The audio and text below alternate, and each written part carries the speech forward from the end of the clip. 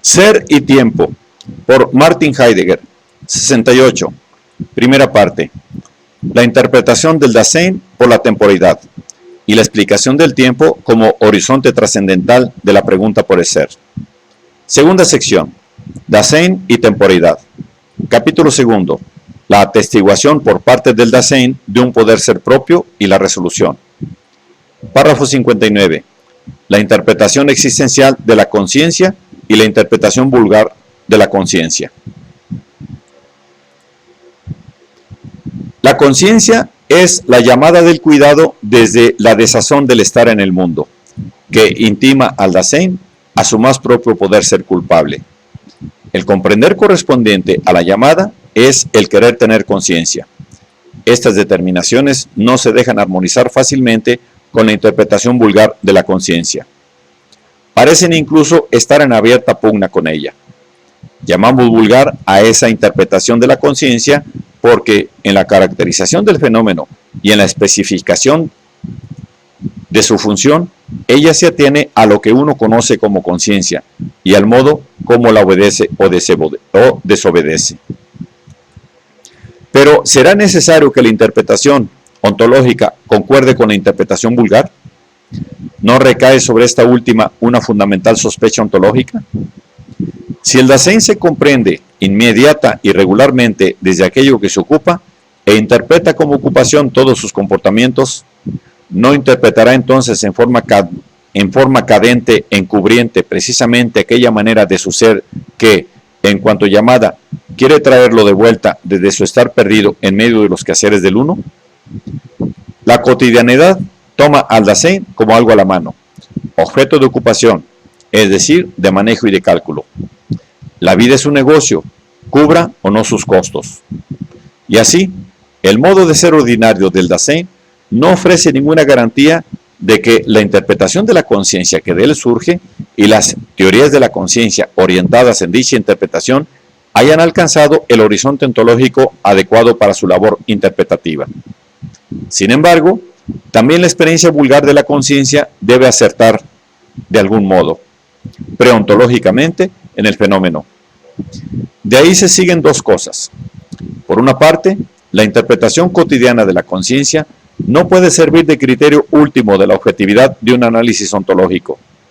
Pero, por otra parte, este no tiene ningún derecho a pasar por alto la comprensión cotidiana de la conciencia y a desentenderse de las teorías antropológicas, psicológicas y teológicas de la conciencia, que en aquellas se fundan.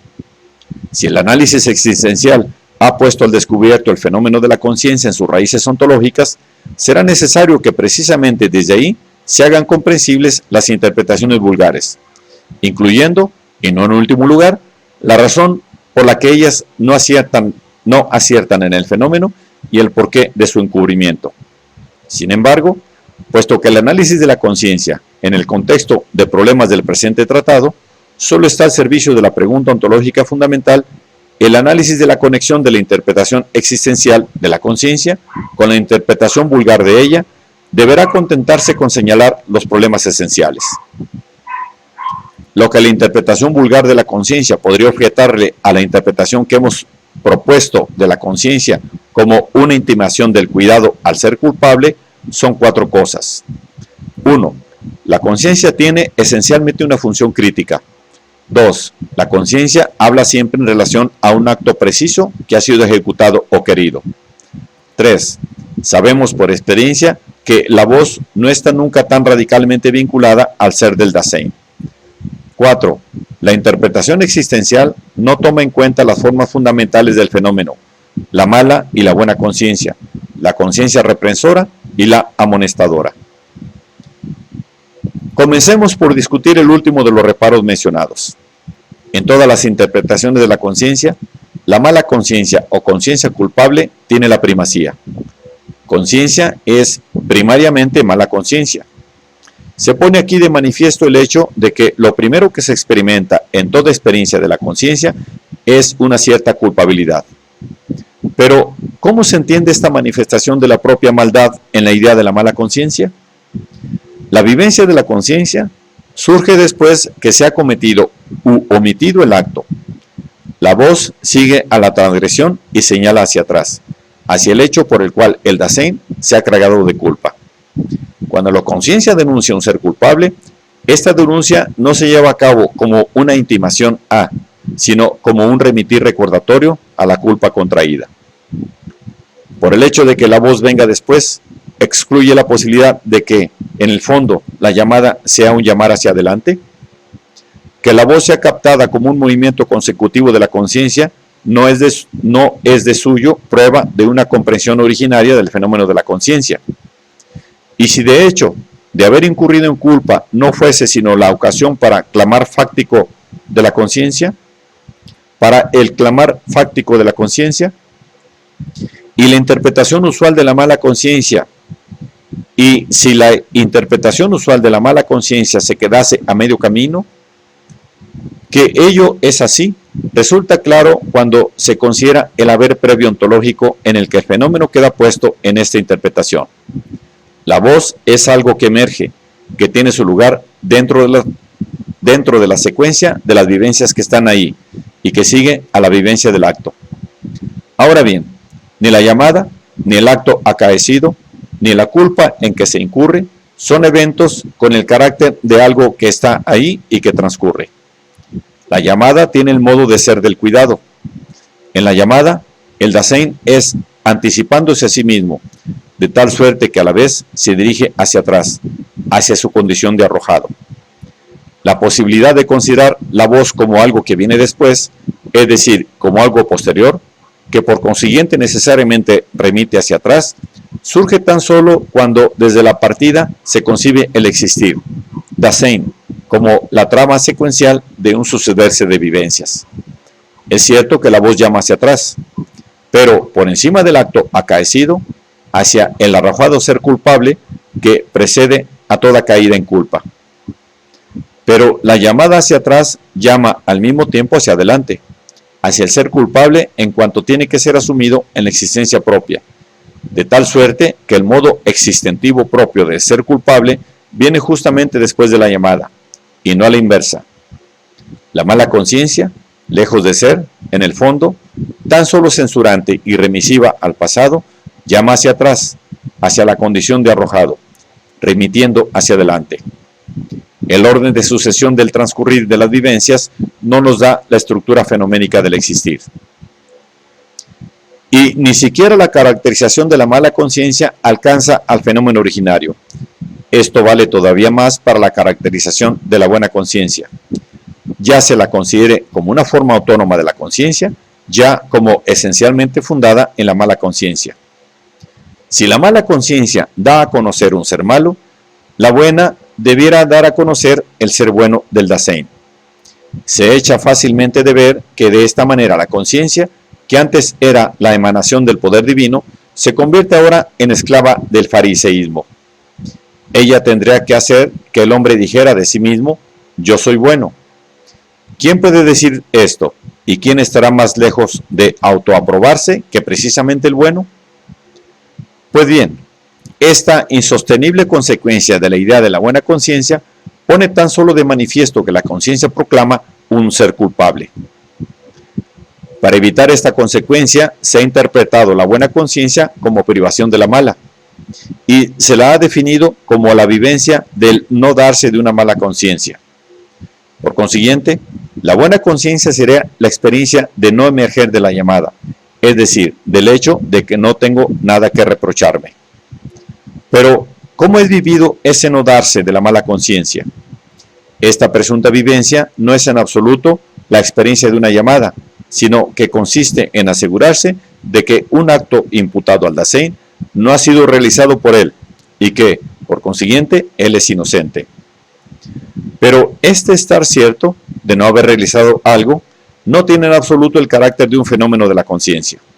Por el contrario, este estar cierto puede significar, más bien, un olvido de la conciencia, es decir, ponerse fuera de la posibilidad de ser interpelado. Aquella certeza lleva consigo una tranquilizante represión del querer tener conciencia, es decir, de la comprensión del más propio y permanente ser culpable. La buena conciencia no es ni una forma autónoma ni una forma fundada de conciencia, es decir, no es en absoluto un fenómeno de conciencia. Dado que cuando se habla de una buena conciencia, este hablar brota de la experiencia de la conciencia del Dasein cotidiano, con ello se pone en evidencia que cuando el Dasein cotidiano habla de la mala conciencia, tampoco acierta en la raíz del fenómeno. En efecto, la raíz de la mala conciencia se apoya en la idea de la buena conciencia. La interpretación cotidiana se mueve en la dimensión del ocuparse que calcula culpas e inocencias y busca saldar las deudas pendientes. Y es en este horizonte donde se vive entonces la voz de la conciencia. Al haber aclarado lo que respecta a la originariedad de las ideas de una mala y de una buena conciencia, se ha decidido también acerca de la distinción entre una conciencia que mira hacia adelante para amonestar y de otra que se vuelve hacia atrás para censurar. Es cierto que la idea de la conciencia amonestadora parece acercarse máximamente al fenómeno de la intimación. Comparte, en efecto, con este el carácter de un señalar hacia adelante. Sin embargo, esta concordancia es tan solo aparente. Una vez más, la experiencia de una conciencia amonestadora mira en la voz solamente el hecho de que esté orientada al acto querido por la voluntad, frente al cual quiere poner en guardia. Pero el amonestar, en cuanto a interdicción de lo querido, solo es posible porque la llamada amonestadora apunta al poder ser del Dasein, esto es, a su comprenderse como ser culpable, solo contra el cual viene a quebrarse lo querido por la voluntad. La conciencia amonestadora tiene como función la regulación momentánea de un quedar libre de culpas. La experiencia de una conciencia amonestadora solo ve la función vocante de la conciencia, dentro de los límites accesibles a la comprensión común del uno. La objeción mencionada en tercer lugar apela a que la experiencia cotidiana de la conciencia no conoce algo así como una intimación a despertar al ser culpable. Hay que concederlo, pero ¿garantiza ya solo con esto la experiencia cotidiana de la conciencia que en ella todo el posible contenido de la llamada de la voz de la conciencia quede escuchado? Se sigue de ahí que las teorías de la conciencia fundadas en la experiencia vulgar se hayan asegurado el horizonte ontológico adecuado para el análisis de este fenómeno. ¿No muestra acaso un esencial modo de ser del Dasein, la caída, que este ente se comprende ónticamente a sí mismo inmediata y regularmente desde el horizonte del ocuparse y que ontológicamente determina el ser en el sentido del estar ahí? Ahora bien, de allí proviene un doble encubrimiento del fenómeno. La teoría ve una secuencia de vivencias o procesos psíquicos que queda de ordinario enteramente indeterminada en su modo de ser. La conciencia comparece para la experiencia como un juez y un amonestador con el que el Dasein trata y negocia. Que Kant haya colocado como idea rectora de su interpretación de la conciencia la imagen del tribunal no es un hecho fortuito, sino algo sugerido por la idea de la ley moral, aun cuando su concepto de la moralidad esté muy lejos de toda moral utilitaria y de todo eudemonismo.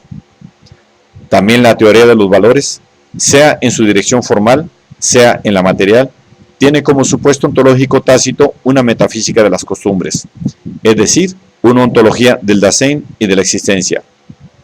El Dasein es considerado como un ente del que hay que ocuparse, y este ocuparse tiene sentido de la realización de valores o del cumplimiento de normas. La apelación a la esfera de lo que la experiencia cotidiana conoce como única instancia para la interpretación de la conciencia solo podrá justificarse una vez que se haya planteado la pregunta si en esa experiencia la conciencia puede hacerse accesible en forma propia. Con ello pierde también su fuerza la otra objeción, según la cual la interpretación existencial pasa por alto el hecho de que la llamada de la conciencia se refiere siempre a un acto determinado, realizado o querido por la voluntad. Una vez más, no puede negarse que la llamada sea experimentada frecuentemente en esta dirección. Pero queda en pie la pregunta si esta experiencia de la llamada deja que la llamada exprese plenamente lo que tiene que decir. La interpretación del sentido común podrá creer que se atiene a los hechos, pero en definitiva su sensatez no ha hecho más que restringir la amplitud de apertura de la llamada. Si la buena conciencia no se deja poner al servicio de un fariseísmo, tampoco la función de la mala conciencia puede ser degradada a una denuncia de culpabilidades que estuvieran ahí o al rechazo de culpas en que se podría incurrir. Como si el Dasein fuese una cuestión administrativa cuyas deudas solo necesitaran ser saldadas en debida forma para que el sí mismo pudiera estar junto al fluir de sus vivencias, a la manera de un espectador imparcial. Ahora bien, si la relación a una culpa fácticamente presente o a una acción culpable fácticamente querida por la voluntad no es algo primario para la llamada, y si, por consiguiente, la conciencia censurante y la conciencia amonestadora no representan funciones vocantes originarias, también pierde su base la objeción mencionada en primer lugar, según la cual la interpretación existencial desconocería la función esencialmente crítica de la conciencia. También esta objeción se origina en una visión del fenómeno, que, dentro de ciertos límites, es verdadera. En efecto, en el contenido de la llamada no puede mostrarse nada que la voz recomiende o mande positivamente. Pero, ¿cómo se entiende esta positividad que se echa de menos en la función de la conciencia? ¿Se sigue de ella el carácter negativo de la conciencia? Se echa de menos un contenido positivo en lo proclamado por la conciencia, porque se espera una indicación fácilmente utilizable de posibilidades de acción que sean disponibles, calculables y seguras.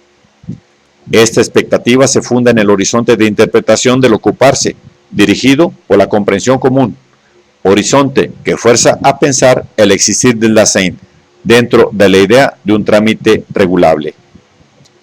Tales expectativas, que están parcialmente implícitas en la exigencia de una ética material de los valores, contrapuesta a una ética solamente formal, se ven ciertamente defraudadas por la conciencia. Si la llamada de la conciencia no da ese tipo de instrucciones prácticas, es únicamente porque ella intima al Dasein a la existencia, a su más propio poder ser sí mismo. Con las máximas inequívocamente contalizables que se echan de menos, la conciencia rehusaría a la existencia nada menos que la posibilidad de actuar. Pero si la conciencia evidentemente no puede ser positiva, en este caso, en este modo de ser, no por eso tiene en él una función solamente negativa. La llamada no abre nada que pueda ser positivo o negativo en cuanto objeto de ocupación, porque ella atañe a un ser que es en lo ontológico totalmente diferente, a la existencia. En cambio, en sentido existencial, la llamada correctamente entendida ofrece lo máximamente positivo, vale decir, la posibilidad más propia que el Dasein pueda darse, y lo hace como prevocante llamada hacia atrás, como llamada hacia el poder ser sí mismo, fáctico. Escuchar propiamente la llamada significa entrar en el actuar fáctico. Sin embargo, la interpretación plenamente suficiente de lo proclamado en la llamada solo podrá lograrse cuando se saque a luz la estructura existencial de la comprensión de la llamada que escucha en forma propia. Previamente fue necesario mostrar que los fenómenos familiares a la interpretación vulgar de la conciencia, los únicos que ella conoce, cuando son comprendidos ontológicamente en forma correcta, remiten al sentido originario de la llamada de la conciencia. Enseguida, que la interpretación vulgar procede de las limitaciones de la autointerpretación cadente del Dasein, y, puesto que la caída pertenece al cuidado mismo, que dicha interpretación, a pesar de su carácter obvio, no es en modo alguno casual. La crítica ontológica de la interpretación vulgar de la conciencia podría prestarse al malentendido de que, con la demostración de la no originalidad existencial de la experiencia cotidiana de la conciencia, se quisiese formular un juicio sobre la calidad moral existentiva del Dasein que se mueve en ella. Así como la existencia no se ve necesaria y directamente perjudicada por una comprensión ontológicamente insuficiente de la conciencia, tampoco el comprender existentivo de la llamada queda garantizado por una adecuada interpretación existencial de esta. No menos posible es la seriedad en la experiencia vulgar de la conciencia que la falta de seriedad en una comprensión más originaria de ella. No obstante, la interpretación existencialmente más originaria abre también posibilidades para un comprender existentivo más originario, a condición de que los conceptos ontológicos no corten su vinculación con la experiencia óntica.